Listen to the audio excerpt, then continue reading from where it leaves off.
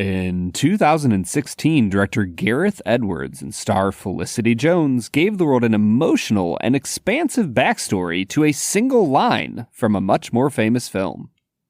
In 2024, we drink a whiskey fitting of Darth Vader. The film is Rogue One, a Star Wars story. The whiskey is Jim Beam Devil's Cut. And we'll review them both. This is the Film and Whiskey Podcast.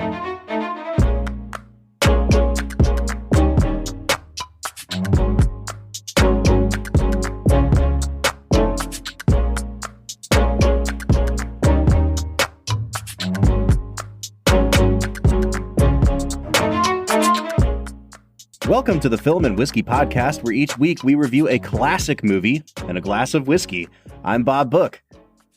I'm Brad Chi. And we have a video component going on tonight, Brad, as we chat with each other, and I subtly give you the finger for making fun of the way I talk. It's good to see you, man. It's been a couple weeks since we've recorded. We got a little bit ahead because we both had work stuff going on. I literally just got back from a work trip today. So your boy is tired and a little bit slap happy. So we'll see where this episode goes, man. Dude, I celebrated with a buddy of mine last night. He is about to break ground on a house that they're building in Delaware. And we drank some Lafroig 10 cask strength straight from the motherland. And then we drank some Lagavulin 16. And then we drank some barrel rye cask strength. Oh, okay. And I woke up at 4 a.m. and have not gone back to sleep. Oh, I should have called you, man. I was in North Carolina for work. I rolled over because I couldn't sleep at 4 o'clock in the morning. And I said, well, I guess I'll just start driving home. And I could have just been talking to you. We could have recorded this episode while I was on the road, man. We sure could have. I don't know if our illustrious guest was up at 4 a.m. today, though, Bob. No. And Brad, it's been a while since, A, we've had a guest on the show, but B, since we've talked with our good friend Zach Johnston, who has been patiently waiting to say hello. Zach, how are you today, man? I'm doing well because I slept in until about 7. Okay, cool. Well, it's been nice catching up, Zach. We'll talk to you in a couple weeks. Yeah, so whiskey, movies, good times. Normally, I introduce Zach as the Spirits writer and editor for Uprocks, but that is not his title anymore. Zach, I don't want to step all over your announcement, but let's catch Film and Whiskey Nation up a little bit. What's going on in your life, man? So I transitioned into the industrial side of the spirits world after 8 years in media and about 3-4 years before that in high-end bartending.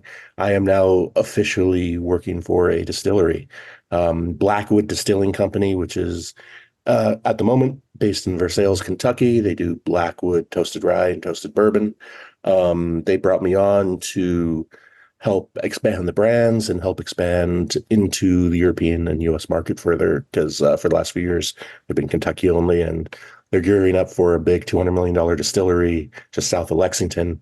And it's time to expand and grow into that sort of size of company and distillery in the spirits sphere. So I was one of the first 2 people hired on from the outside, and spent the last 3 months, getting things set up in the EU, getting things set up in Florida, Texas, Wyoming, wow, and Kentucky, expanding Kentucky, fixing little things here and there, expanding our social media presence, having a really good time kind of working with fun people, traveling to Florida way more than I thought I'd ever in my life, which is fun. And, I have time to watch movies like Rogue One again, which is nice. Yeah, you do. Perfect segue, it's a good time, man. Yeah. Well, Zach, it's so good to have you back, and you've been very kind in sending us a bottle of the batch 3 of the toasted bourbon from Blackwood. So we'll be kind of sipping that all day as we talk. Brad, we can give some tasting notes as we go, but I think it's time we dive into talking about the movie itself. And in order to do that, we have to get into our first segment of the day, which we call Brad Explains. Brad's gonna give us the movie plot with only 60 seconds ticking on the clock. So let's go ahead and hear your take with this little segment that we call Brad Explains. Brad Explains is the part of the podcast where Brad breaks down the plot of the movie that he has just seen often for the first time. Brad, we are on week 2 in a row of Star Wars, and I am over this already. But because I am over it, we have not talked at all about like prep for this episode. We are coming in extra blind today when it comes to each other's preferences here. Yes. Have you seen this movie before? I have. Yeah, I saw this in theaters, and I believe I watched it one more time with some friends. So this is viewing number 3. Okay. I'm on viewing number 2. I saw this in the theater and absolutely loved it. I bought it on Blu-ray. It has been sitting on my shelf for like 7 years now, and I have not returned to it at all. So I am actually less informed than you are on this movie, Brad. And because of your deep and encyclopedic knowledge of the Star Wars universe, you should be able to give us a great breakdown of the film. Now, folks, I do want to say we are getting into spoiler territory from the get-go here. And this is a movie that, I mean, you kind of know the contours of it if you've seen A New Hope, but you don't know the details. And I do not want this movie to get spoiled for you. If you have any intention of watching Rogue One, I would say hit pause here, go watch the movie, and then rejoin us, because Brad is about to drop some bombs, literally and figuratively, in describing this film. Brad. I just want everybody to know that there was no one harmed in the dropping of bombs for this episode. Brad, 60 seconds on the clock, and go. Rogue One, A Star Wars Story is a film about the construction of the Death Star in the Star Wars universe. It follows a group of ragtag heroes that are unlikely to band together, but they do. It's so wild how they all come together, even though they have different goals and objectives. Jyn Erso is our main character. She is trying to find her father, Galen Erso, who is a scientist that helped to build the Death Star. She finds out that he actually programmed in a fail-safe, you can blow this up if you really want to, in the Death Star because he doesn't want it to get built. And man, other things happen. The Death Star kind of blows things up. Jyn, they go to this beach planet that's really pretty, and they get the data up to the Alliance, and Darth Vader is just incredible. Okay, and the spoiler is that quite literally everyone dies at the end of this movie. It is a film where the actual fake spoiler that we give sometimes when people are like, "Oh, what happens at the end?" You say everyone dies. Everyone. No, like honestly, they all die. Every single living creature in the universe is wiped out by the end of was this a film. great like on ramp to Endgame and Infinity War. You know? Yeah. All right, guys, let's dive into talking about the movie itself. Now, this was the first kind of one-off, they called them Star Wars anthology films, which were meant to be separate from the Star Wars saga and the new trilogy of sequels. And because of that, they wanted to give it some stylistic flourishes that were different from your regular Star Wars movie. It doesn't have the sort of Akira Kurosawa wipes and transitions. It also doesn't have an opening crawl. And I remember being in the movie theater and seeing a long time ago in a galaxy far, far away, and then there's just this musical sting from the orchestra. It's just ba-da-dum. And it was jarring, and I was immediately like, I am on board for this. This is really, really cool. They also are missing the Wilhelm scream for the first time ever in a Star Really? Wars I thought I heard it a couple times. Very, very disappointing. That they now, do you know that for a fact, or did you just not hear it with your own ears? No, I know it for a fact. It's it's either this one or The Last Jedi, because they both came out like back-to-back years, but one of them omitted the Wilhelm scream for the first time in Star Wars history, and I was quite disappointed with that. Also omitted John Williams. They sure did. And here's the thing about the soundtrack to this movie. It is not good. It's not super memorable. It's a cheap knockoff of John Williams. It is 100% a cheap knockoff. And I can't remember exactly what the famous Star Wars leap is. I don't think it's a full octave, but the they mimic that in the sort of heroic fanfare of this movie's theme. There's that jump, that sort of whatever it is, a fifth or a seventh. I don't know what it is, but they mimic that exact same thing, and it does not land. And I think even people who are not familiar with music theory, you can hear that they're hinting at things like the Imperial March, where they'll give you 4 notes of the Imperial March and then kind of twist it into something different. They're doing variations on themes. And the thing about doing variations on a John Williams theme is that John Williams has already found the optimal way for that to be a theme that you remember for the rest of your life. And so you're automatically making music that is less memorable when you do that. Go ahead. It's the scene from Amadeus, but in reverse. like Mozart has created the piece and then Salieri writes his worst version of it. Yeah. Like that's literally what's going on here. Was this Michael Giacchino? Who did the music for this one? Michael, yeah, that's correct. Michael Giacchino. Okay, I'll give him a pass because he is the go-to young composer now, and he's created some of the best music of the 21st century. Also, however, he was brought on late to redo the whole score, so he didn't have time really to dive in. So I think that why there's a lot of allusions to John Williams as opposed to something fresh. On another note, can I dive into something that's crazy about this movie? Oh, please. This is probably the best cast of any Star Wars film that we've ever had and may ever have. The cast on this film is insane. Let me just name a few names here. Donnie Yen, legend. Jiang Wen, legend. Ben Mendelsohn, basically a legend. Matt Mikkelsen, basically a legend. Yep. Alan Tudyk, Forrest Whitaker, legend. Obviously Carrie Fisher. Diego Luna, amazing. Felicity Jones, amazing. Like just that core cast alone of our core characters, insane. Yeah, that they came together in any film, much less a Star Wars. I think that's. I mean, I don't even know how to compare it to another Star Wars film where you have a cast of just absolute knockouts, every single one of them, like top of their game actors. Yeah, I don't think you can compare it to any other Star Wars film. I think you're probably right. This is the best assembly of people for a movie. And if I could start getting into, Brad, like some critique of the film, a film that I loved on first watch, I'm a little bit cooler on this movie this time around. And the cast is somewhere that I'm going to have some spicy takes, I think.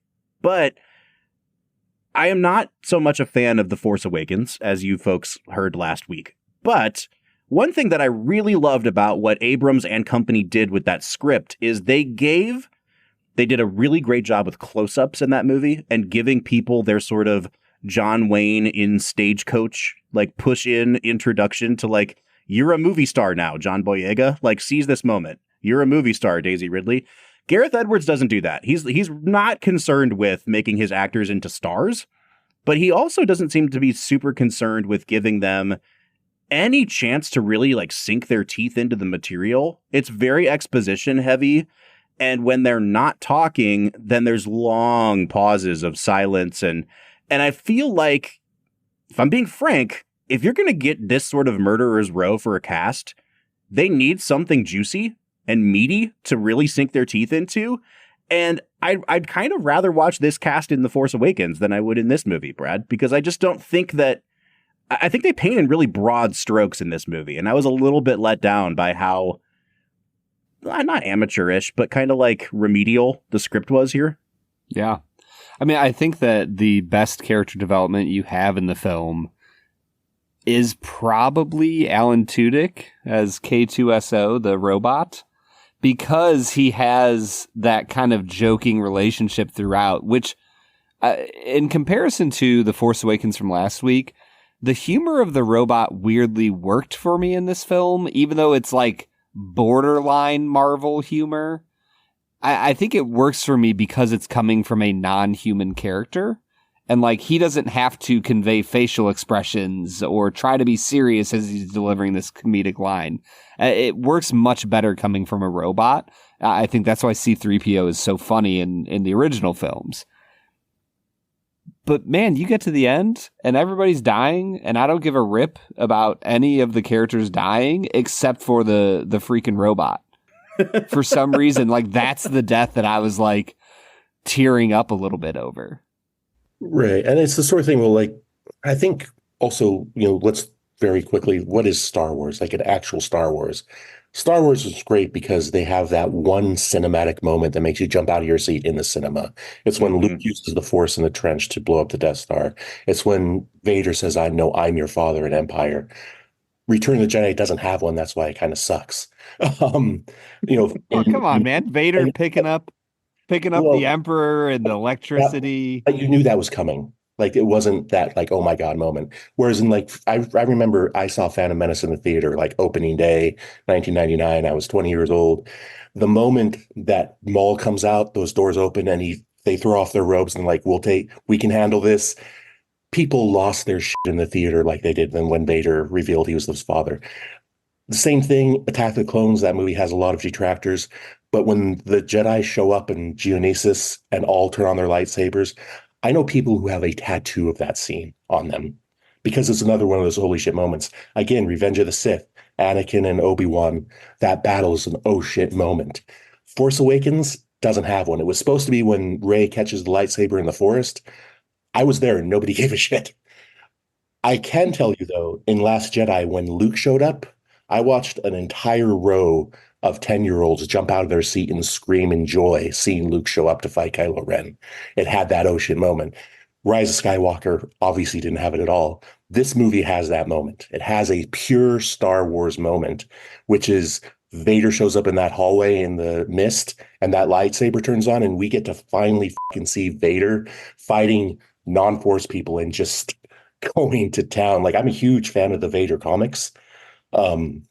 And sort of that whole mythos of what he actually did and how he became Vader after after the fight on Mustafar.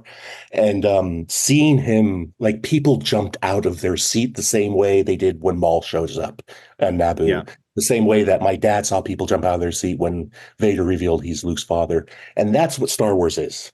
Like, yes, there's all the other stuff, but Star Wars succeeds as a film on moments like that you walk out and you're like, holy did you see the double-edged lightsaber? And that's all you talk about, right? Or it's like I remember, like, and this is me, like I said, just as a quick preface, when I was 5, I had the full Return of the Jedi like bed set, like the comforter, the pillows, the curtains, the whole Ewok play set, everything. But my dad had Empire, right? And that was like the moment he said people jumped out of their seats. They couldn't believe it. And I never really got that until that moment in Phantom Menace, where it was like, holy shit. And then I got that again. I got to have that again with this movie where Vader shows up and just slaughters fools. And it's like, I got it twice. We're like, wow, this is fucking amazing. And so for me, this film works perfectly as a Star Wars film because Gareth Edwards and Tony Gilroy understood that. They understood like, we need this to be a Star Wars film. And where JJ sort of falls down is he didn't understand that because neither of his films have that. Like he has people riding horses on a fucking Star Destroyer, which is so stupid. But also the whole fight between Rey and Kylo in the forest, it's like, it's not that moment.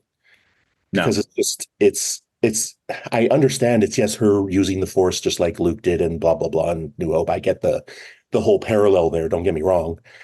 But it's not the same thing because it's not a triumphant moment. The Death Star in Force Awakens has already been blown up. That's already over. She had nothing to do with that.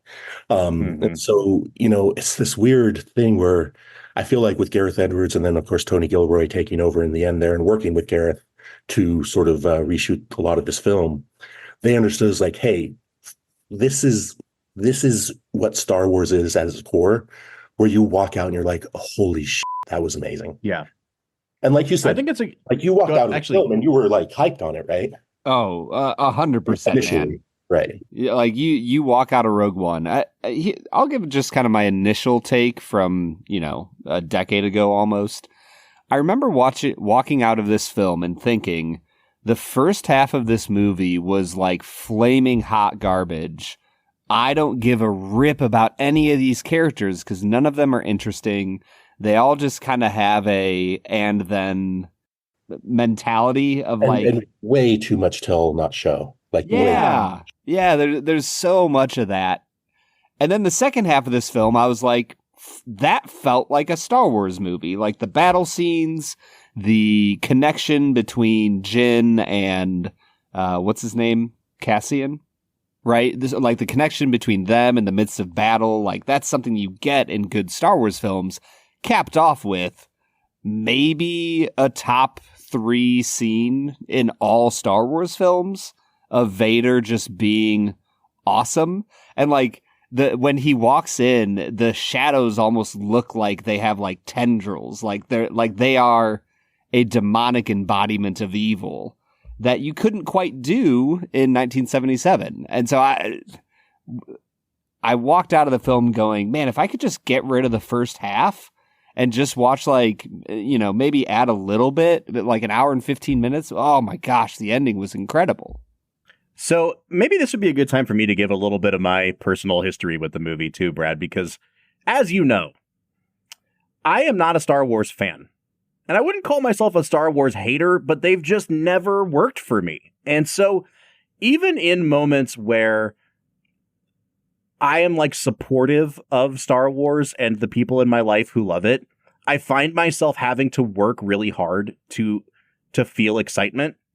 You know, like I went on Christmas night in 2015 to go see Force Awakens. we took like 8 people. I got a gift card for Christmas. I bought everyone's tickets and then like my gift card was gone. But we went to see Force Awakens and I could see how excited everybody was to see that opening crawl come up again. And I'm like, I want to be as excited as you guys are.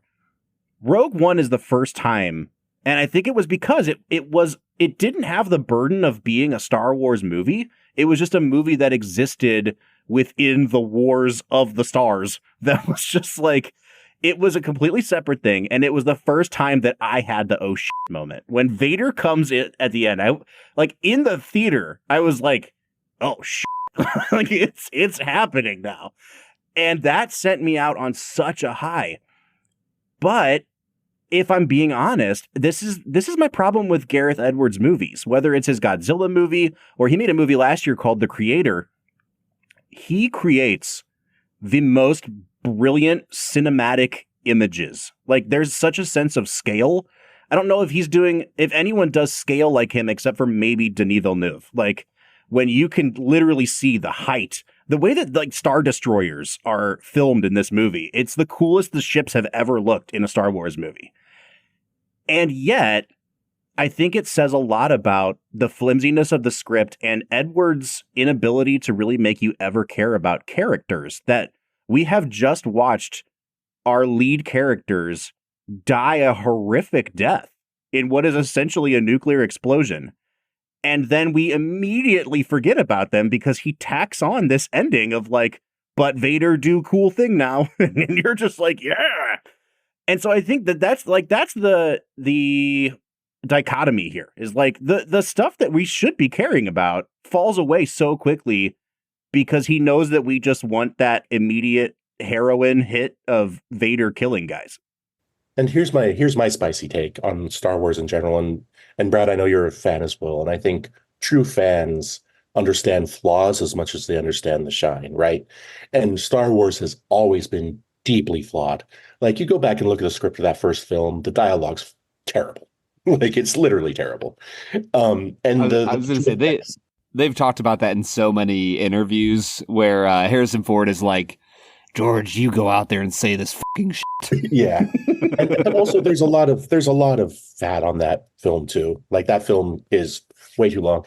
Empire, that whole it's 30 minutes of Hoth where you're just like, couldn't this been in the scroll? Like, I don't really need to see this. Like I've been through phases in my life where I've just skipped over Hoth entirely and gone straight into the movie when, the movie starts. So it's the sort of thing where I always feel like with Star Wars, people try to find reasons to gloss over the problems with the scripts, the problems with the filmmaking, the problems with the act. Well, I don't really want to blame actors because it's the director's choice. It's the editor's choice. Like the actors are doing their job. I don't want to be like, oh, Riz Ahmed, didn't act right. It's like, well, no, he was being told what to do by Gareth Edwards and Tony Gilroy. And like, he's doing his best in like Rogue One, for instance. But for me, it's like Star Wars is campy fun. You know what I mean? And then it's also really fucking boring. And sometimes you got to skip over the boring parts. Like I said, I often skip over Hoth. And for some people, that's probably blasphemy. But also, like, I can't remember the last time I watched Return of the Jedi. Like probably was when I was a little kid, or it was on in the background at a party or something. You know what I mean? Because like I don't need to watch it. I watched Rise of Skywalker once in the theater. Never need to see that again. You know what I mean? And it's the Well, sort of you don't like the film. What I like about Rogue One and why I rewatch that pretty much every year, and like I said, I rewatch it twice for this, is that film technically, this is really weird just to say, but bear with me, this film kind of stands alone, which is crazy because it's a prequel so tied to something so specific and has such beautiful detailed work. Like when you rewatch New Hope, you notice when they're that first scene in the Death Star with Peter Cushing and Vader and all the generals, there's one empty seat. That's Krennic's seat because Krennic was killed, down on the beach. So there's all these wonderful little details and illusions that you can draw the two together and they connect, like two octopuses coming together to make love or something. But it's the sort of thing where you can really let this movie stand alone and watch it and have a great experience. And it doesn't matter. Like, yeah, they got the Death Star plans to the rebels. They're going to blow it up. It doesn't matter. Like, it almost makes New Hope kind of like unnecessary in that sense. The story's over. And for me, as a cinephile and someone who loves story, I'm a huge sucker for the tragic ending. The heroes sacrifice themselves for the greater good. I mean, that's for me why like Pixar Cars is so great because, Lightning McQueen sacrifices his win for the greater good to help someone else out. He doesn't take the trophy. He chooses to help as opposed to win. Or, there's, Godfather's so great because Michael Corleone becomes, he loses everything by becoming the Godfather, and even his wife and his children, which he, and it's that tragedy of like, the American dream and blah, blah, blah, blah, blah. And so for me, like seeing them die on the beach, it's like, yeah, that's the sacrifice you have to make for good. Right. And that's sort of, I mean, Zach, I've always said, and I'm glad you brought this up. I've always said to Brad, Cassian Andor is the Lightning McQueen of the Star Wars universe. And he always said that there's no way, but I'm glad you really backed me up on that. It's been a common back and forth in our texting. Yes. No, you brought up something though, Zach, that I think is really important. And it's that this movie really does stand alone, both thematically and in terms of like how dour it is. But unfortunately, I think that the endless Star Wars machine churning over the last 8 years by Disney has really reduced the power of this movie. It's not the movie's fault, but I have been so inundated with advertisements for freaking the Andor TV show and the Obi-Wan Kenobi show and the Mandalorian and now the Acolyte that it's like, we had never seen a boots on the ground Star Wars movie like this before. And it was the coolest, most revolutionary thing to hit this series in a long, long time. But now watching it, it's like, oh, this is really similar to watching any of those Star Wars TV shows. It's better than them, but I think that it's diluted the effect that the movie had at the time. I will say though, if Andor is worth watching, that is a phenomenal series because they keep with the same theme and look of the film Rogue One. It's all actually shot on location instead of that stupid 3D screen the other shows. So it feels real. It's got the same vibe to it, and it is dour. I mean, it is hardcore, like, politics of like what it's actually like to live under a fascistic empire, and people are literally tortured to madness and things like that. And so, again, I'm kind of a sucker for that because it kind of fits into where I am now as a Star Wars fan. Like, if I was in my mid-20s when all this stuff was coming out, I would probably think it's like ridiculous. You know what I mean? But just it's all where it hits you, right? Like I think we're like about 10 years apart age-wise. And so like, I totally, me, Phantom Menace hitting me when I was 20 was, it was sort of like, I took a date. You know what I mean? Like it was a date night for me. And so, it was that sort of thing where there was a different expectation there as a young adult, as opposed to if I was 10, I mean, that movie, I would probably still think that was the best Star Wars movie of all time. You know what I mean? Because that's what it was made for. And that's what I think what's so interesting about Rogue One is Rogue One was made for a wider audience and George Lucas says this over and over and over again. His Star Wars films are made for children. Mm-hmm. Rogue One was not made for children. And Andor is not made for children. And I think where Star Wars really starts to fall down is like in The Acolyte and Boba Fett and all those, where it's like, yeah, these are just shows made for kids that should be animated, but aren't because they want to do it live action. And it's like, Lucasfilm understood this. That's why they made Rebels and Clone Wars and all those things animated, because they're for kids. When you bring those people into the real world, and especially in what was the latest one, Ahsoka, where it's like there's brilliant moments in there, but the overall, it's like these are cartoon characters, and I hate them because they're acting like cartoon characters in quote unquote real life, because it doesn't transfer, right? And that's the failing of Disney's, like you said, churn of just like pushing this stuff and pushing and pushing. And, my only response is, hey, just watch the good stuff and ignore the rest. Right. Yeah. Yeah, I'm with you on that, man. They have put out so much stuff that it loses its value. Like there's a huge reason why episode 1 did so well and why The Force Awakens did so well. Because there was 10 years between Revenge of the Sith and The Force Awakens, and 16 years between Return of the Jedi and Phantom Menace. Right? And so it's like, you kind of need a little bit of time for the films to walk off into the sunset and just remain in your memory, and for them to come back and have the impact. And I'm sorry, I don't mean to be so monopolizing here, but I think also the one smart thing Disney knew, or at least Kathleen Kennedy knew, going into the reboot when it became Disney, it's like, okay, we're going to do Force Awakens for the reboot, for the fans, for the kids, but let's also do one for the grown-ups who were alive when the first ones came out. And so that's why those two films came out so close to each other, right? So that's sort of yin and yang, where it's like, yeah, but we also have fans who are 40 now who have, more complex thought processes and understand like, hey, this is actually a kind of amazing world that Lucas created here.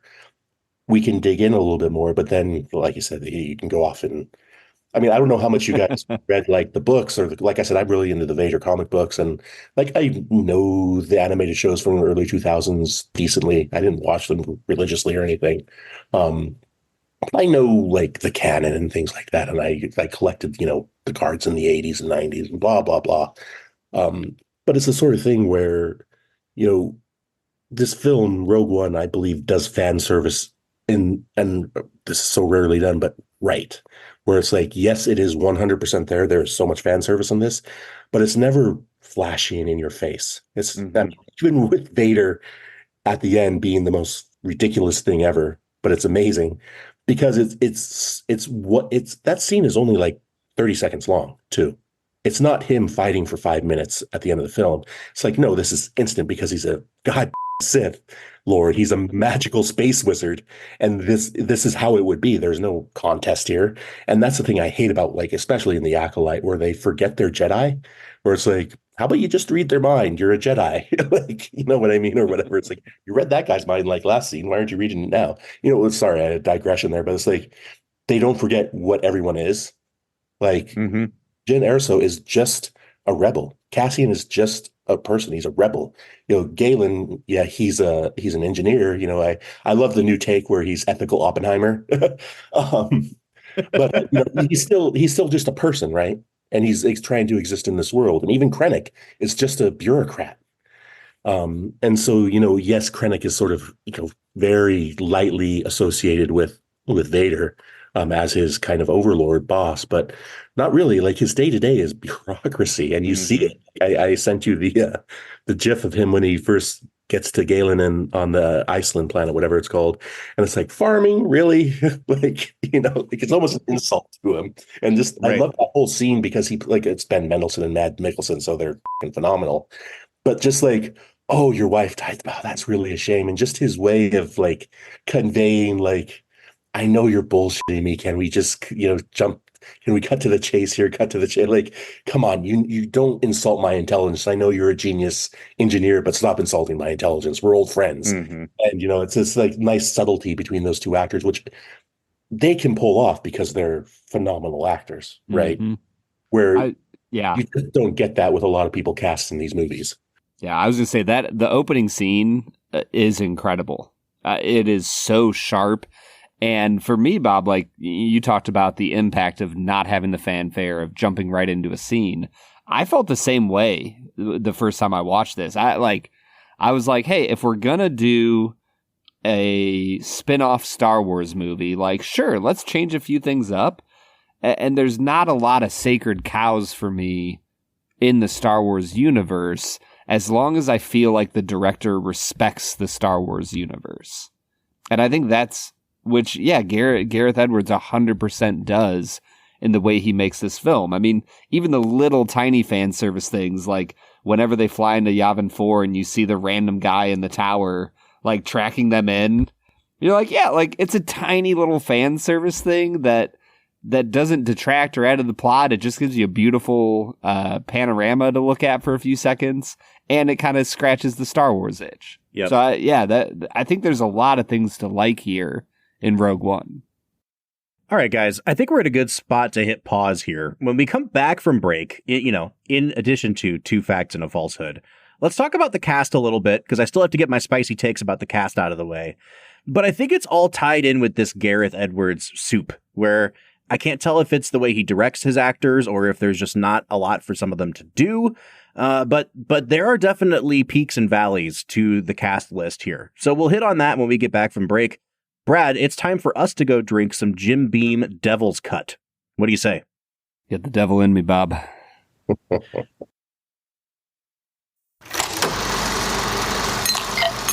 All right, so today we are checking out Jim Beam Devil's Cut, Kentucky Straight Bourbon Whiskey. This is the second in the Jim Beam sort of mini-series that we're doing to round out the season here, Brad. And I have to be honest with you, I'm very familiar with this product. I don't know if I've ever tried it before. Yeah, I've seen it many times on the shelves. It's a somewhat distinct bottle on the lower shelves of the whiskey aisle. Mm-hmm. I have never drank it. I remember very distinctly when it came out, because I was working at a grocery store at the time, and they were running a whole bunch of ads that was really playing up the badassness of this bottle. And do you know who their spokesperson was at the time, Brad? I don't know if you remember these ads. Ozzy Osbourne. It was Kid Rock. Hey, the baddest of asses. And man, I feel like the bourbon industry has come a long way from... That was like the biggest name attached to bourbon at the time. It was like, whoa, Kid Rock. Yeah, the whiskey industry has indeed come a long, long way, to the point where now they can charge, hundreds, if not thousands of dollars for whiskeys that probably don't deserve that type of hype, Bob. But not, crucially, for Jim Beam Devil's Cut, because this is still a bargain whiskey if ever I've seen one. Now, what I understand of the process, Brad, and I'm going to go ahead and read the copy on the side of the bottle here to lay some groundwork for those who are not familiar with Devil's Cut. They say, while bourbon ages and the angel's share evaporates, some also remains trapped inside the barrel. This is the Devil's Cut. We extract this dark and intense liquid from our charred white oak barrel walls and blend it with extra aged bourbon. So that is the process, folks. They found a way to extract the Devil's Cut out of the wood and then kind of infuse it back into their regular bourbon. I have it on good authority from people in the industry that there really is some sort of proprietary way that they do this. I don't know what it is, but it's not complete BS. It is a gimmick, but it is a gimmick that has reality attached to it. So, I'm okay with a gimmick as long as it's not a made-up gimmick. Yeah, 100%. The best that I can tell from reading more about it online, everybody seems to be in agreement that what they do is they add a little bit of water to the empty barrel, set it out in the sun, and let it heat up and evaporate the liquid out of the wood and back into That's the barrel. The proprietary thing is like, hey, go rinse the barrel. Yep. It's just the barrel backwashing.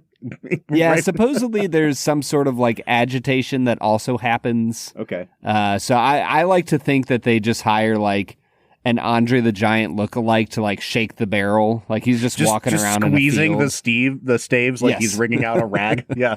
Yes. All right, so this is 90 proof. It is not age stated, but we know that it is at least 4 years old because of that. So, Brad, let's go ahead and dive into Jim Beam Devil's Cut. What are you picking up on the nose here? Oak, Bob. Mhm. There's some oak, and then there's some oak. There's a little bit of burnt caramel. It gets a little bit peanutty.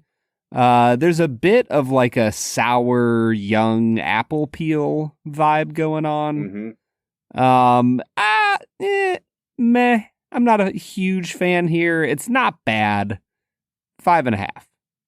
I don't know if I've ever really experienced a bourbon smelling thin on the nose. It doesn't smell like not potent. It just smells like it's going to be a really thin whiskey. And that's okay. You know, it has that classic Beam nuttiness that we've talked about last week and in many prior reviews. There's a lot of peanut butter here underneath the oak. It's not super complex, but the oak gives it a spice. The peanut butter gives it that nice kind of round sweetness.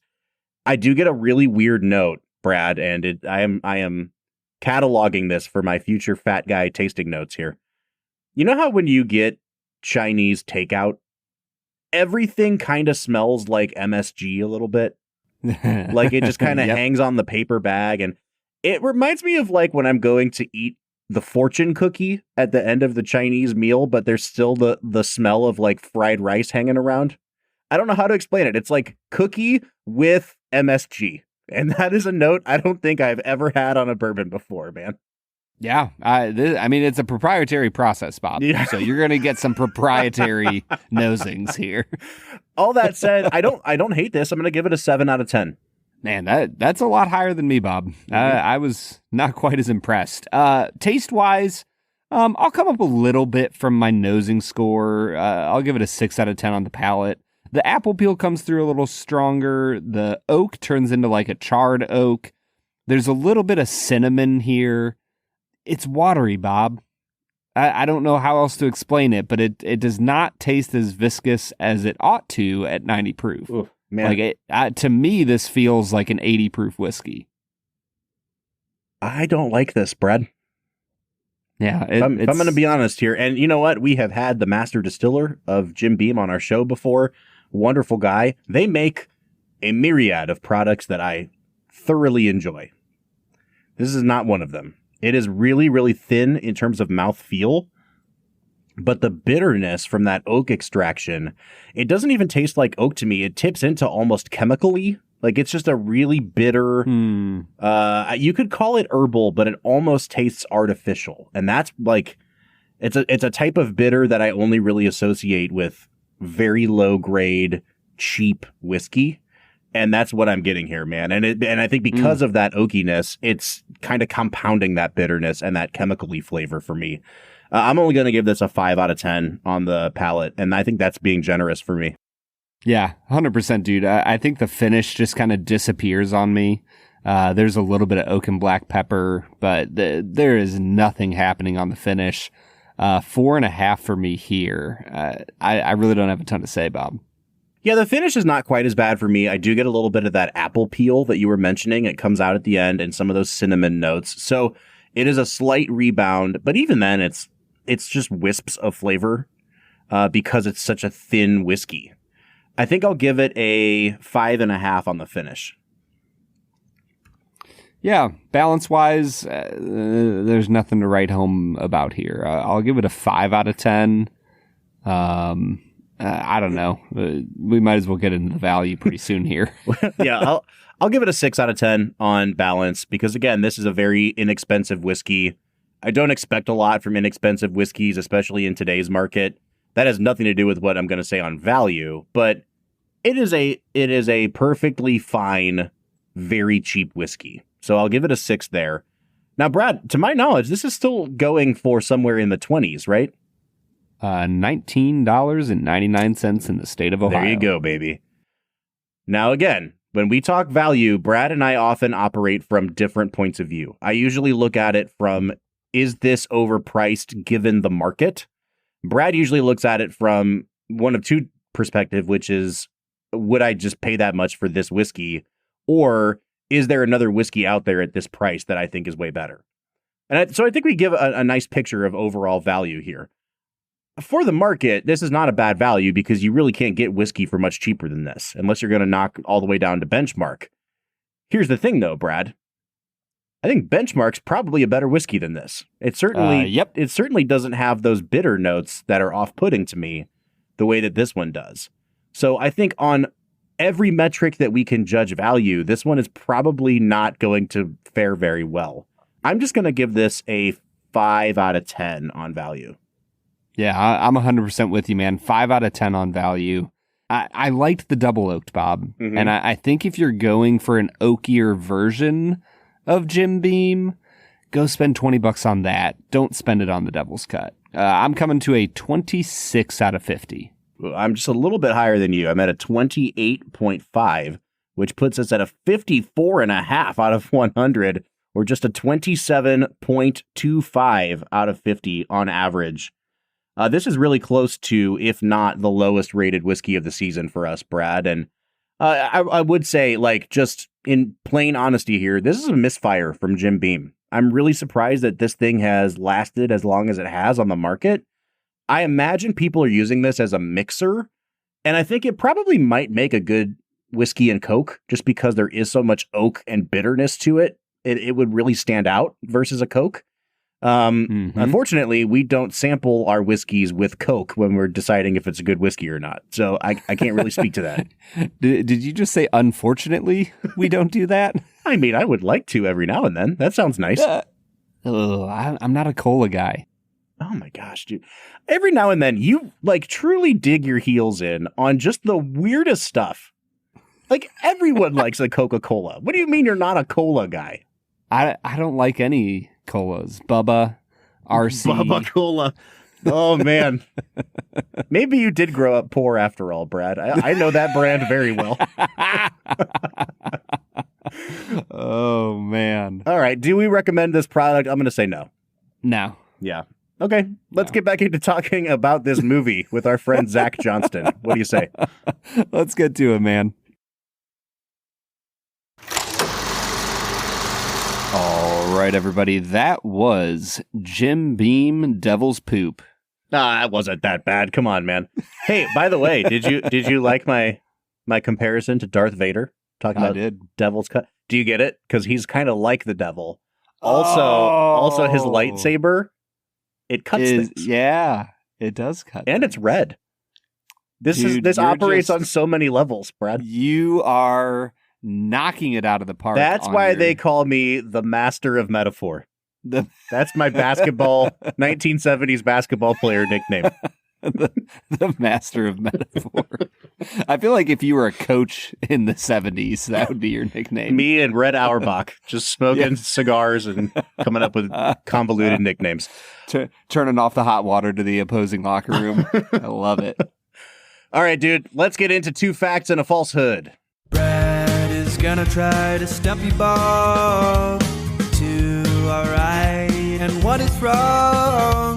2 facts and a falsehood. 2 facts and a falsehood is the part of the show where Brad presents me with 3 items as fact about the making of this movie, one of which is a complete lie. Brad, I have been on just an absolute horrible streak lately for myself. Mm-hmm. Luckily, I have a ringer here today to help me out. So the way this usually works, folks, is that if we have a guest and I choose to enlist his or her help, I can get 1 win in the win column if we guess correctly. But if we lose, I can get 2 losses in the loss column. So it kind of throws off the tallying a little bit, but it raises the stakes quite a bit. I can already tell you that I am going to enlist Zach today because I don't know anything about the Star Wars universe. Frankly, I also do not care that much. So this is basically all me then. 100%, man. So Anakin Skywalker became Darth Vader. No, I'm kidding. Spoilers. Yeah. All right, man. Hit me with your 2 facts and a falsehood.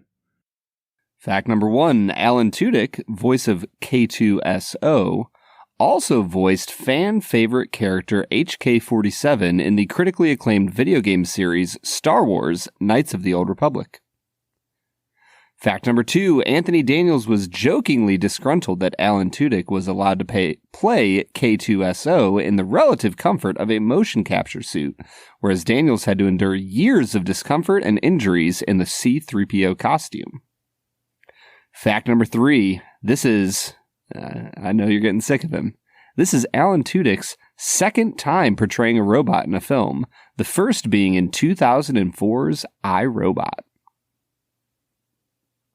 Let me frankly make a confession to you here, Brad. You got another confession to make? Alan Tudyk is a guy that I recognize his face, like when I see him in the cast list, and I know that he's done things that have like large fan bases. Like, I don't know if he was involved in Doctor Who or like what else he's from. I don't know a lot about the guy. And like, even as I went down the cast list, I was like, oh, Alan Tudyk, people know him. You could not have picked a worse person for me to make 3 statements about, because as far as I know, they are all false. I don't know a thing about this man. Good thing you got to phone a friend, because I know exactly which you're which. Okay, well then let me say my guesses first before Zach just shuts this down. I feel like Zach's going to be like in the 3rd Lord of the Rings movie when Aragorn shows up with all the ghost pirates and then the battle's just over. Like, we need to at least prolong it a little bit here. The ghost pirates? Whatever they're called. They're on a ship. The Army of the Dead, Robert. Sure. Come on The now. Army of Dead Robot Pirates, whatever they're called. Okay, so Alan Tudyk. I'm going to say, sure, he was a voice in a video game. I assume this was a mocap performance because he's so tall that it kind of would have to be some sort of mocap performance. And then the third one was... What was the third one, Brad? This is his second time portraying a robot, the first being 2004's I, Robot. I remember loving the film I, Robot, and I just saw a clip come up on YouTube Shorts last week, and boy, howdy, does that not look very good anymore, 20 years later.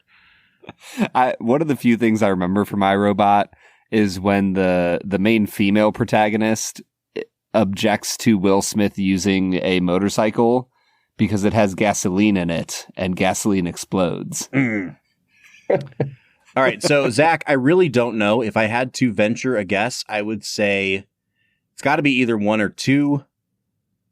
Brad is a gamer, so he could just make up a game that I don't know, and 1 could be false.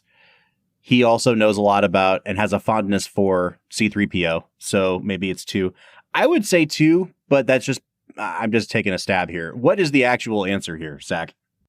So I'm going to lead you away from those. Oh, okay.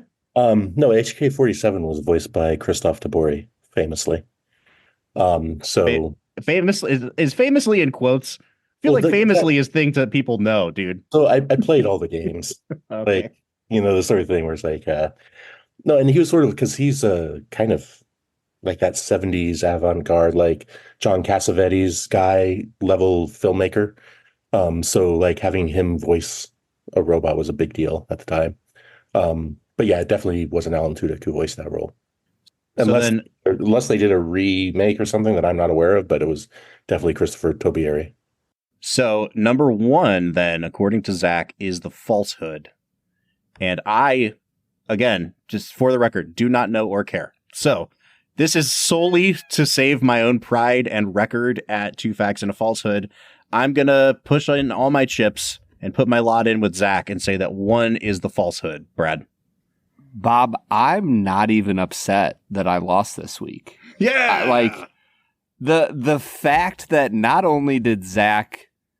has he played those games? And Zach, would you agree with me that HK-47 is one of the greatest characters of in all time. Any Star Wars iteration?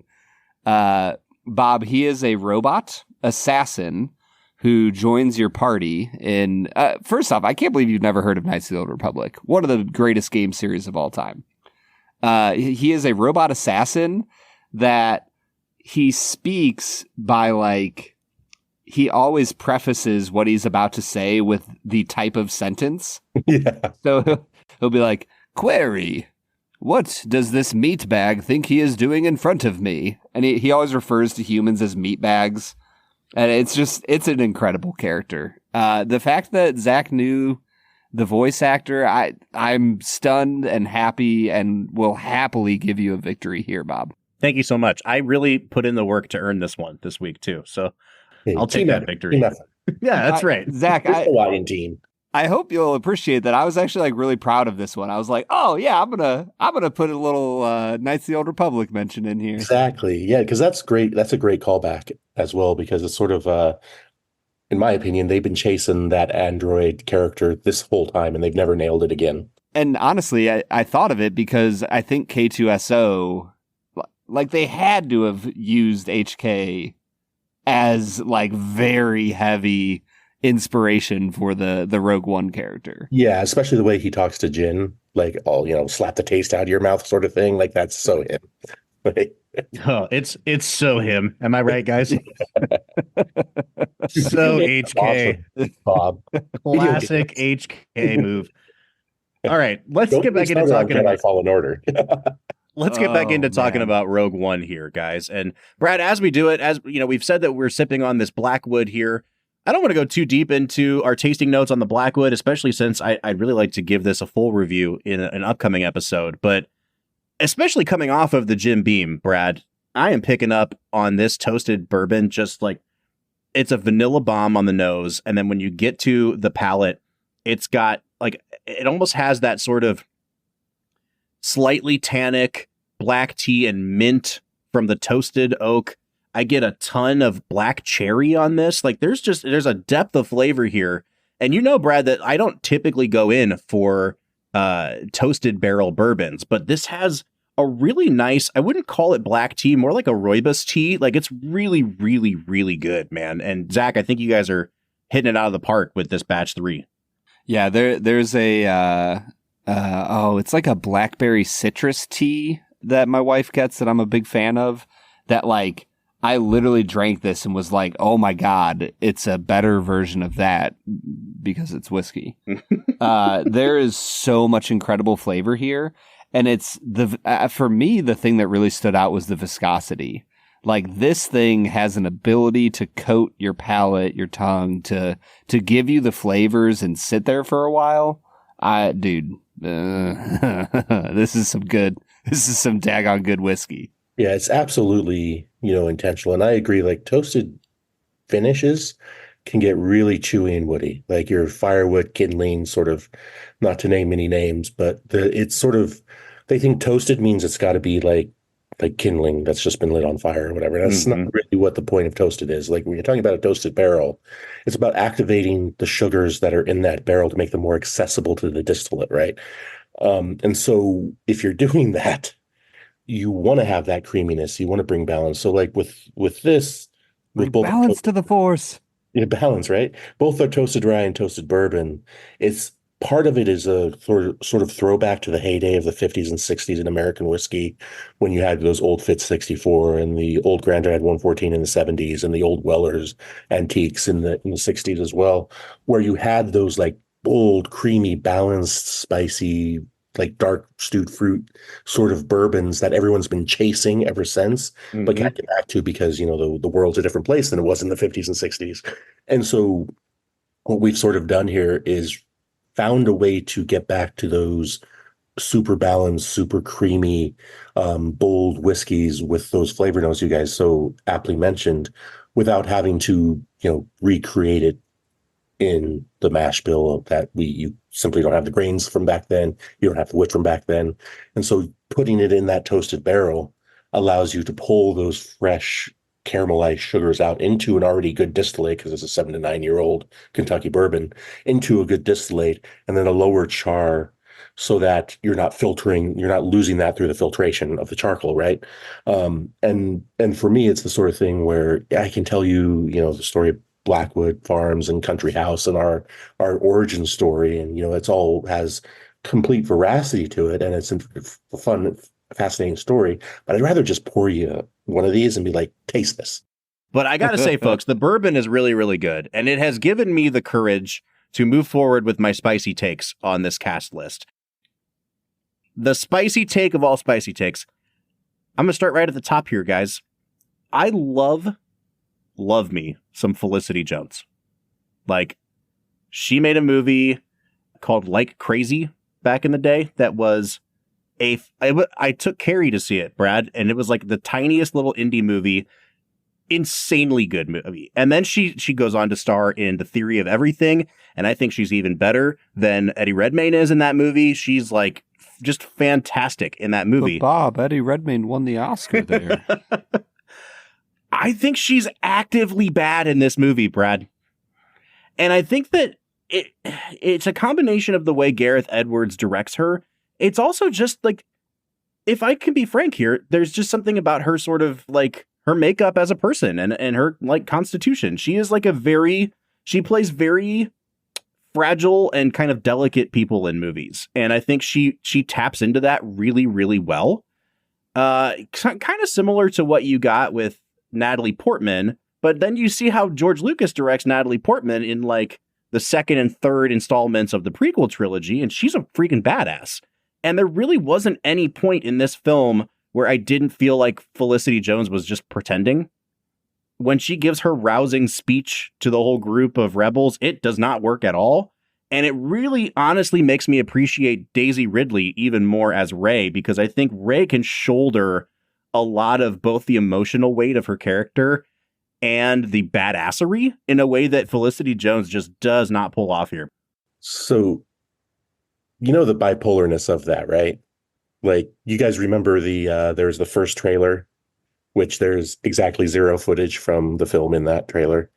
So the first cut of the film where she's like, I rebel, like she's a hardcore rebel. Oh yeah, I do remember that one now. Yeah. Basically, that's when Tony Gilroy was brought on, and they completely reshot her entire character. And so there is a reason why she's not all there. Interesting. Yeah, which is no excuse. That's a fault of this film, 100%. So are you guys with me on this take then? It's not as spicy as it seems? Yeah, the first time through, I gave zero rips about her. I thought she was a terrible character. This time through, I think that there's places where you see her acting chops come through. I'm thinking of when she goes and picks up the child in the middle of the battle. I'm thinking when she tears up and is like losing it over seeing her father for the first time in like 20 years. It's those more emotional moments where I think she shines. So I'm kind of with you, Bob. Like when she has a chance, the camera can just sit on her and she can have an emotional moment. I like her. The rest of the film, though, she's not an action hero. Well, she doesn't really have an arc. Like, let's face it. Like, she starts off as like, okay, the rebels pick me up. I'm going to go do this. And she does it, and that's it. Whereas you look at like Cassian, a lot of the heavy lifting of the arc and the emotional thrust of the story is put on him, because he goes from like a rebel willing to kill his sources to being able to wanting to die for the cause, and sort of that's another fault of the script. Like, you can have both of them have an arc. You can have her be like, I'm a rebel, I rebel. What do you want me to do? Be, nice? Because again, it's hard because I keep going into like canon here, but she was raised by Saw Gerrera, right? Who was a terrorist rebel. And, they very clearly say, Mon Mothma says like, yeah, he was too extreme for us, so we got rid of him. And that's how her original character supposedly was in the script, where she was kind of an extremist. And then she had to learn to play ball, which is an arc, right?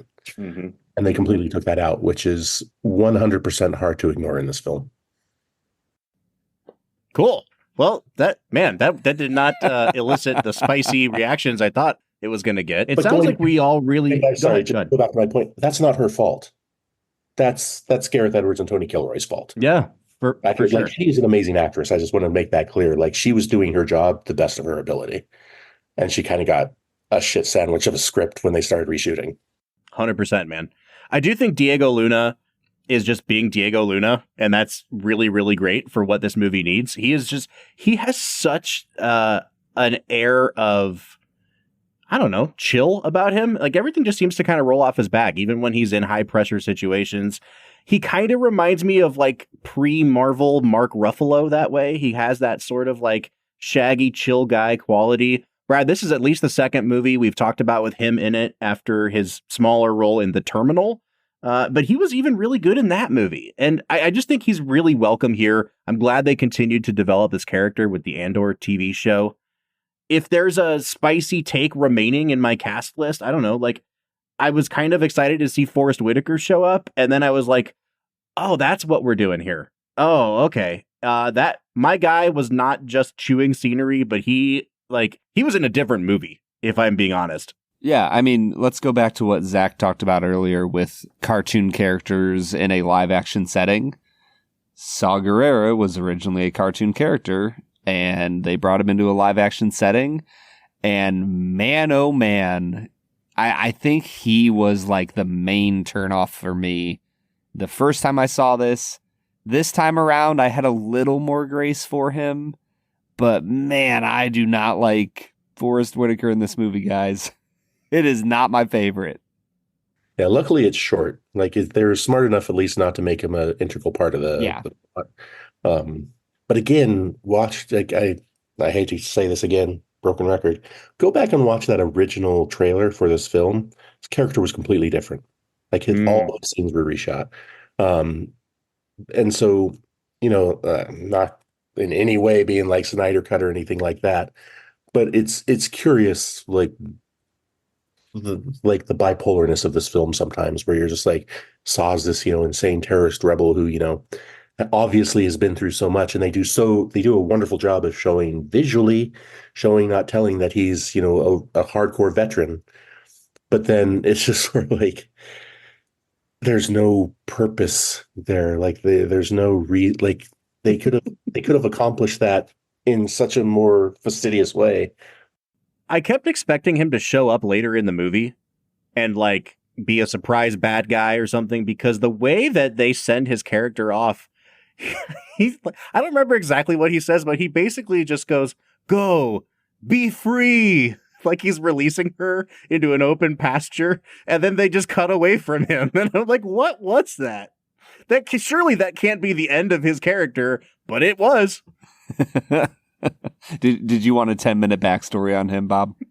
No, I just like, he says something that is so outlandishly cheesy. It's something like "be free." He's like, continue to play the game or something, and she runs off and he gets buried alive. And I guess that's how he wanted to go out.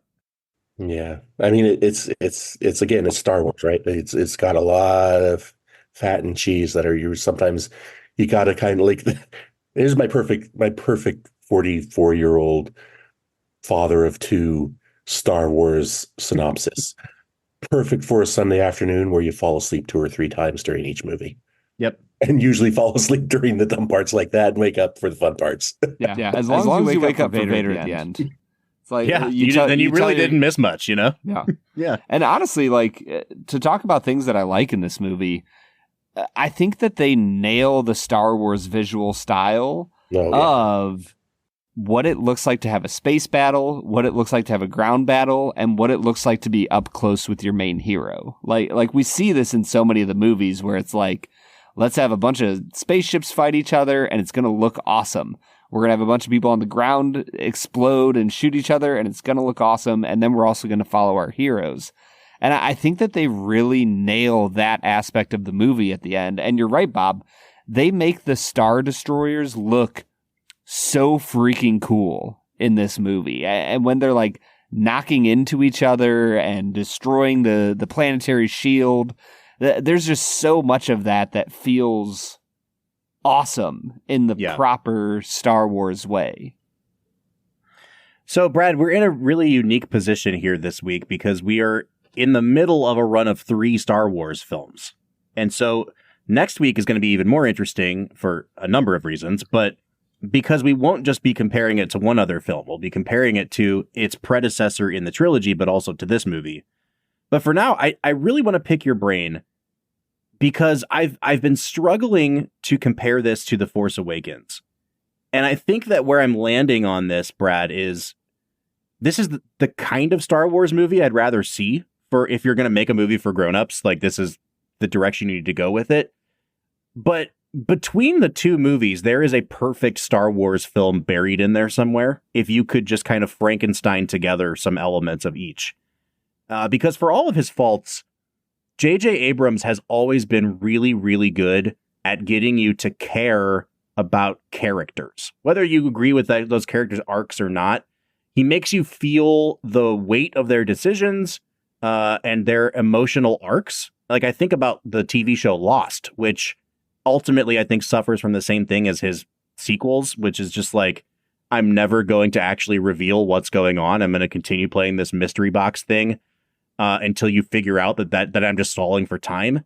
But in the interim, I'm going to get you really invested in where this might be going by writing these characters' backstories in a really profound way.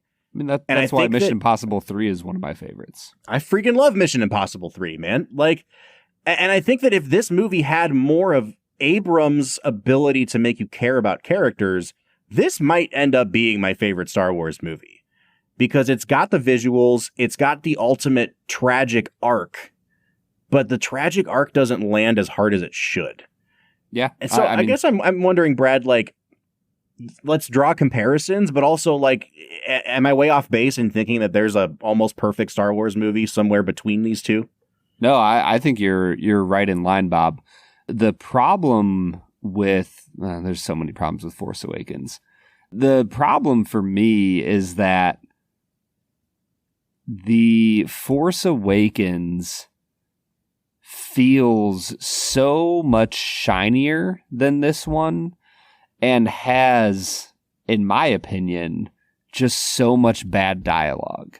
There are elements of I care more about the characters in The Force Awakens, but the Rogue One just looks like a Star Wars movie. It plays like a Star Wars movie. It sounds like a Star Wars movie. And you're right, Zach. Honestly, I had never thought of it before in that terms of like, what is the big punch that this movie delivers? Like, and that being an important element of the Star Wars universe.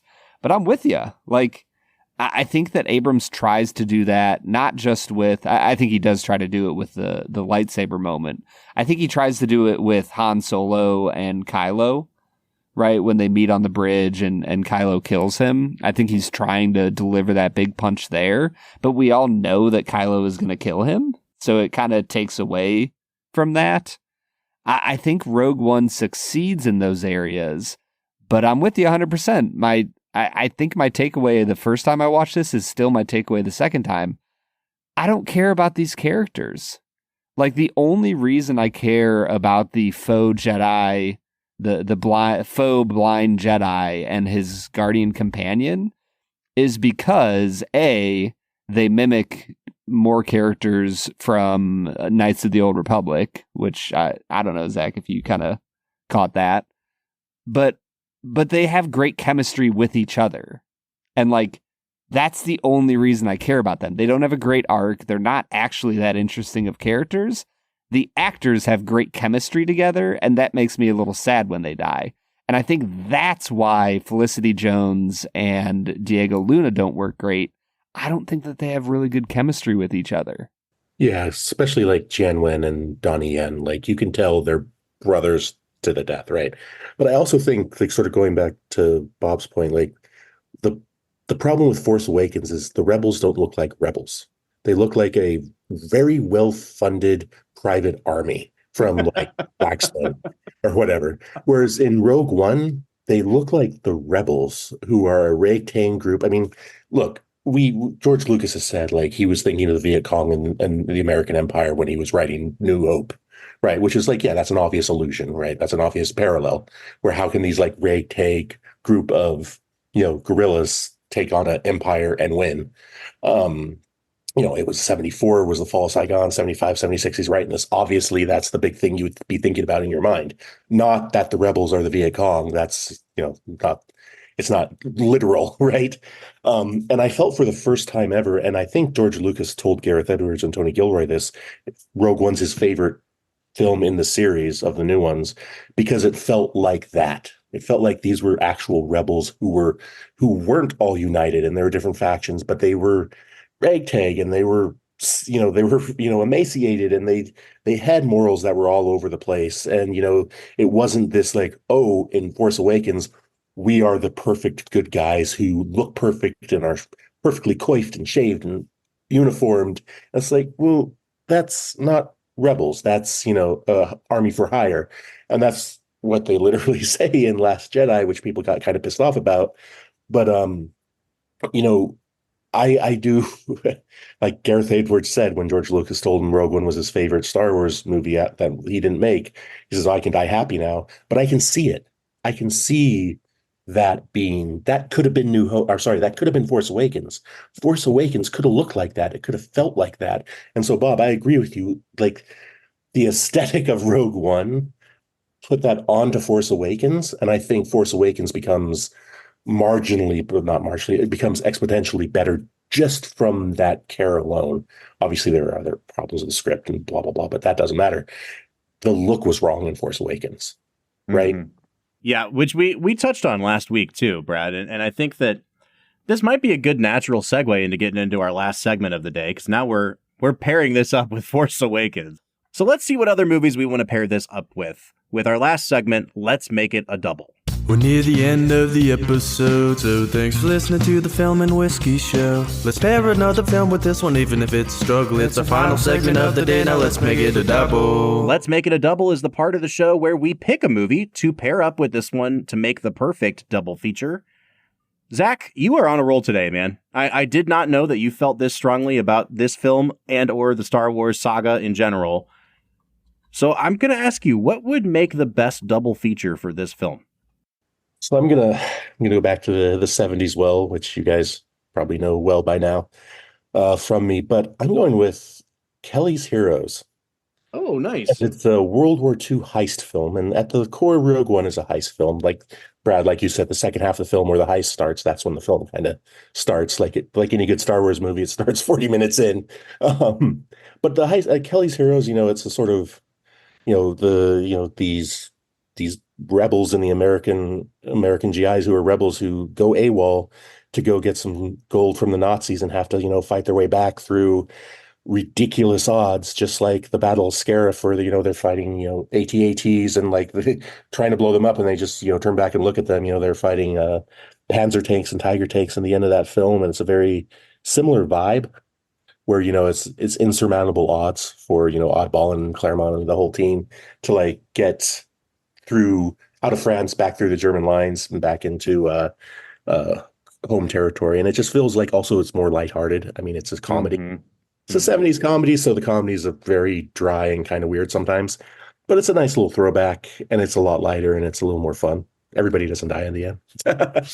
You know what? I'm glad you said that one, because I was thinking at first, this reminds me of like The Dirty Dozen or not the Guns of Navarone. What's the other one? Force 10 from Navarone. Like all of these kind of almost exploitative, we're going to send dudes into World War II and just, everything that influenced Inglourious Bastards, essentially. I think you could definitely pair this movie up with. But also a killer cast, right? Yep, 100%. Don Rickles, Carol O'Connor, Donald Sutherland, who just passed. Henry R.I.P., man. Cloud. Like a real, like, of the time heavy hitter cast, again, just like Rogue One, heavy hitter cast of the time. And so, I think, and it's also, like I said, it's a comedy heist World War movie. Like, it's not, you're not going to watch the enemy like, oh, well, they all died. Okay. I think ultimately the reason I didn't decide to go with Dirty Dozen here is that tragic arc. And so I wanted to think of something a little bit that follows that path a little bit more. And I think I'm ultimately going to go with a movie, Brad, that is a war film that takes a ragtag group of soldiers who have come from oppressed backgrounds, just like in this movie, that culminates in a doomed raid on a fort on a sandy beach. And that is the 1989 Civil War film Glory by Edward Zwick with Denzel Washington, Matthew Broderick. That movie freaking slaps. It's a film we have never talked about on this podcast before. I don't know if you've ever seen Glory. No, I have never seen Glory, Bob. Oh, man. Oh, so good, dude. Tearjerker. But like, a true dad movie, like a really good. It's on AMC at 2:30 in the afternoon on a Saturday. Yeah. Yep. But So it is phenomenal. That alone is 100%. Denzel wins his first Oscar for this movie, and it's really well deserved. I can't recommend it highly enough. So I'm going with Glory. Brad, that means you get to round us out here. Bob, I think I'm going to pick a 2-film arc. Are we okay with that? Sure. I am going to lean into the 2 elements we've kind of talked about. I think that I think both movies do this really well. They establish a fight for humanity against all odds, and there's no feasible chance that they ought to win this battle. And I think it nails the tragic arc. I'm talking Terminator and Terminator 2, baby. I am so happy that I have, whether you acknowledge it or not, that I have made a Jim Cameron fan out of you over the course of this podcast. The only thing better is if you could have just said that you're pairing it up with True Lies. Oh, dude, that's not a bad one either. I really wish that we could get a cut where Cassian, and as he and Felicity Jones are like holding each other as the nuclear bomb explodes around them. If he just like threw a thumbs up. Yeah. Or it could just be a complete mimic of that scene in True Lies where Jamie Lee Curtis and Arnold Schwarzenegger are making out with the bomb going off behind them. That's what we needed here. Yeah. Very nice. All right. So I've picked Glory. Zach has picked Kelly's Heroes. Brad has picked Terminators 1 and 2. Guys, let's give this movie some final scores. I'm really struggling with this because, like I said, I drove 7 hours to get home today, sat down on my couch, and finished watching this movie that I had only been able to get through 20 minutes of in like 3 attempts over the last couple days. I'm tired. I was a little bit distracted, but I think this movie just... It just didn't hook me the way that it did the first time. And I think part of that is the theatrical images of Gareth Edwards like overwhelm you in a movie theater. And then once they've sunk in and you get to go home and watch them on a smaller screen, I think the flaws and the seams of this movie show a lot more. If you'd asked me walking out of that theater what I'd give it, I would say like an 8.5 probably. If you asked me today, I'd say like a 6. So I think I'm going to split the difference, and I'm going to give it a little bit of the benefit of the doubt because I do think that there are just quite a few moments that still absolutely rule. And I'm going to say a 7.5, but I don't really know if I can go higher than that, Brad. Yeah, I mean, I still have my IMDb score for this from when I first rated it. It was a 5 out of 10. Whoa. I was really? very, very unimpressed with this movie. This time around, I think I was sitting at a 7. And then Darth Vader happened, and I was like, oh, that's a half point right there for sure. So I'm going to give it a 7.5 as well, Bob. I'm kind of right there with you. Watch Zach be like, this is a 10 out of 10. What's wrong with you people? I mean, it's definitely not. You know, like I said, I'm very, very aware of the faults, the flaws. You guys are right on, though. Like, the IMDb is right around where you're talking. I always like to say a solid B+, but that would be an 85 or 8.5, wouldn't it? So the Vader scene, that's an 11 out of 10. He definitely turned it up to 11 at the very least. I would say the actual film is, yeah, I have to agree with you guys. It's a 7.5 out of 10. Like it's like most Star Wars movies that are great. They're 7.5 out of 10s. There's no 10 out of 10 Star Wars movie. Like this dude gets it. Thank you.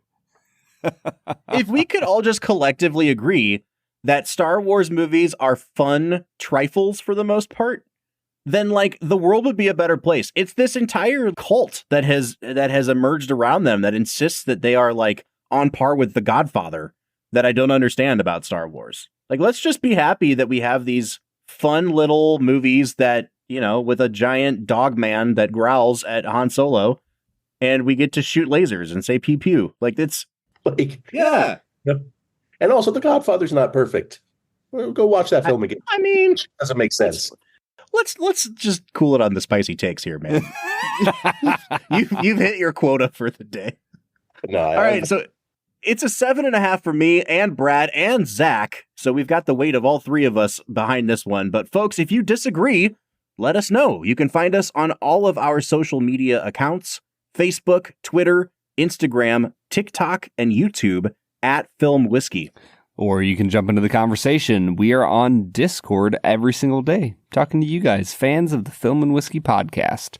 If you'd like to join that conversation, you can find a link at the end of every single one of our show notes. Zach, open invitation for you to come back anytime you want.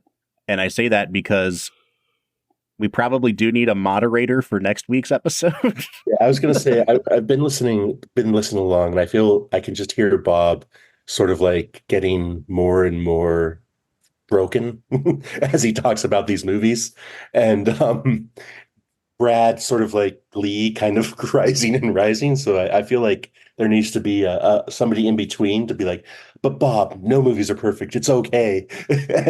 and listen, man, I'm in a very fragile place now, and like I can feel Brad like circling for the kill. The hammer's coming, man.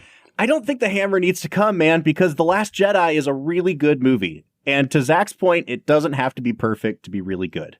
Yeah. But we will get into that next week, hopefully with Zach in tow to back me up here, when we talk about Rian Johnson's 2016 film, The Last Jedi. So join us for that as we finally shake Star Wars off our back for the season. But until then, I'm Bob Book. I'm Brad G. And we'll see you next time.